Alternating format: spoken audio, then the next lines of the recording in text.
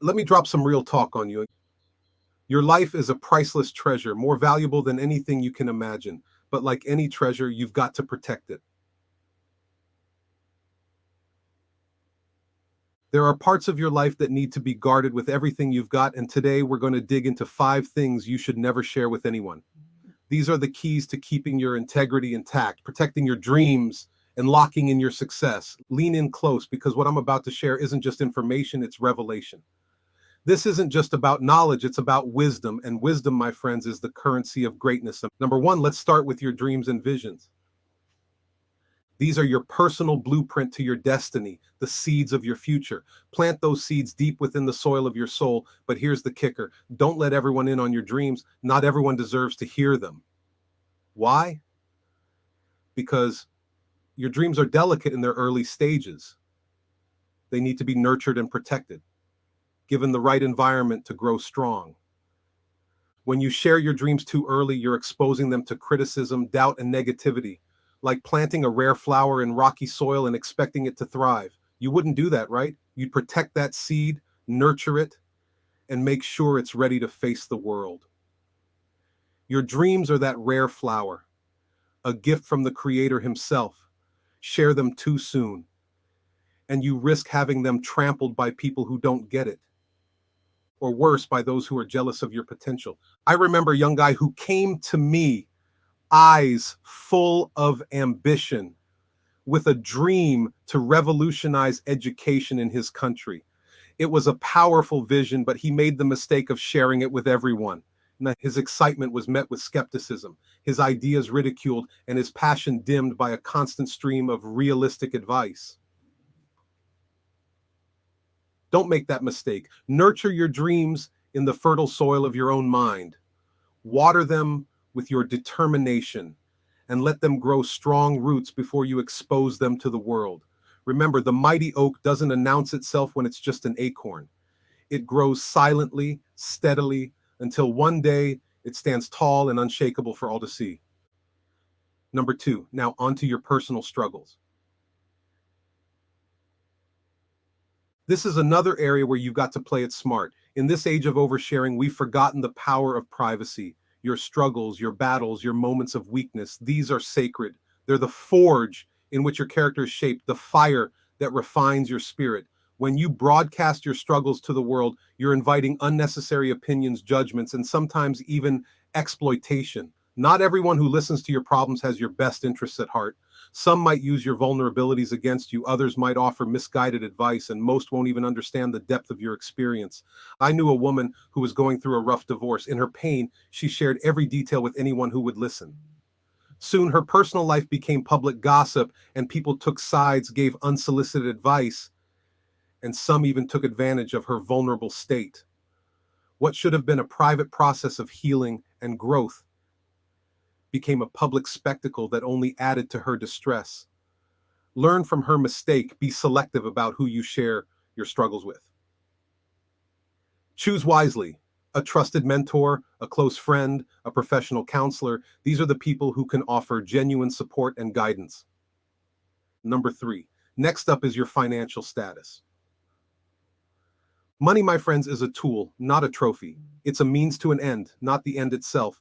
But in today's world, money has taken on a significance far beyond its true value. It's become a measure of worth, a symbol of success, a source of envy and judgment. When you openly share your financial status, you open yourself up to a world of complications. If you're doing well, you might attract the wrong kind of attention. People who see you for what you have, not who you are. You might find yourself surrounded by fake friends and opportunists, people interested in your wallet rather than your character. On the flip side, if you're struggling financially, sharing that information can lead to unnecessary stress and judgment. People might start questioning your abilities, your work ethic, or your decisions. They might offer unsolicited advice, or worse, take advantage of your situation. I remember a young entrepreneur who had just secured a significant investment for his startup. In his excitement, he shared the news with everyone, even posting about it online. Soon, he was flooded with requests for loans, investment opportunities, and can't miss business proposals. People who had never given him the time of day suddenly became his best friends. The pressure and distraction nearly derailed his business before it had even properly started. Your financial journey is your own. It's a personal matter between you, your family, and your financial advisors. It's not for public discussion. Whether you're a millionaire or struggling to make ends meet, keep that information private. Focus on developing financial wisdom, learn to manage your resources wisely, invest in your future, and give generously, but discreetly. True wealth isn't about how much you have, but how well you use what you have. Congratulations, you've made it halfway through this video. I have a free gift for you doing so. Simply go to tigertoledo.com/secret. Number 4, now let's talk about your next big move.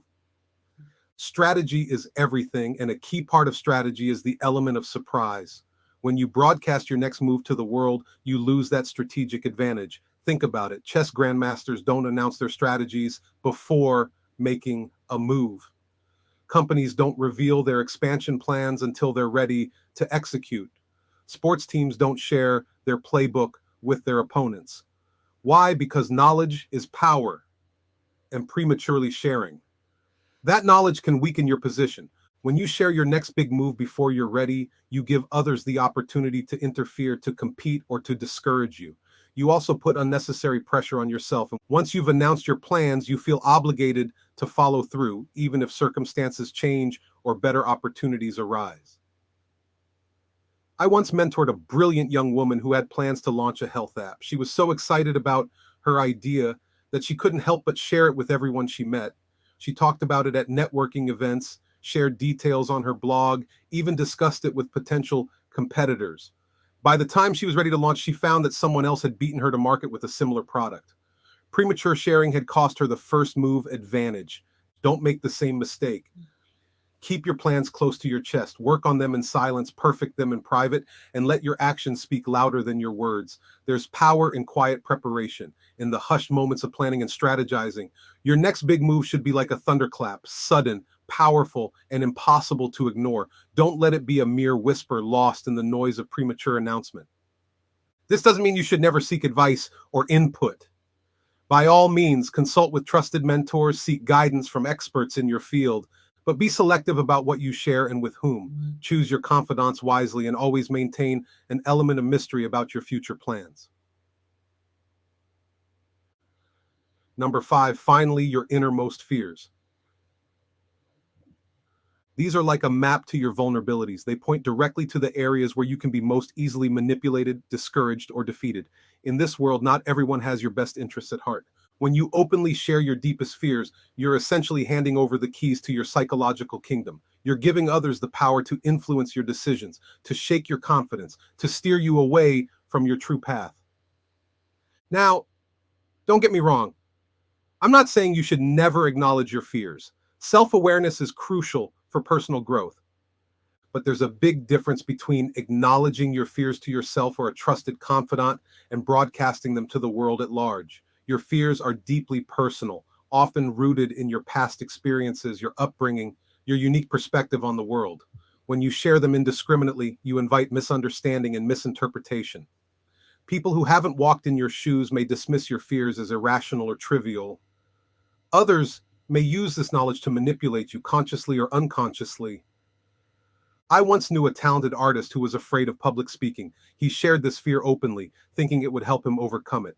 Instead, well-meaning friends and family members constantly tried to push him into speaking engagements, thinking they were helping him face his fear. That constant pressure only intensified his anxiety, nearly causing him to abandon his art altogether. Your fears are not for public consumption or debate. They are personal challenges for you to overcome in your own time, in your own way. When you keep your fears private, you maintain control over your growth process. You can work on overcoming them without the added pressure of public expectation or judgment. However, when you refrain from voicing your fears, you prevent them from gaining more power than they deserve.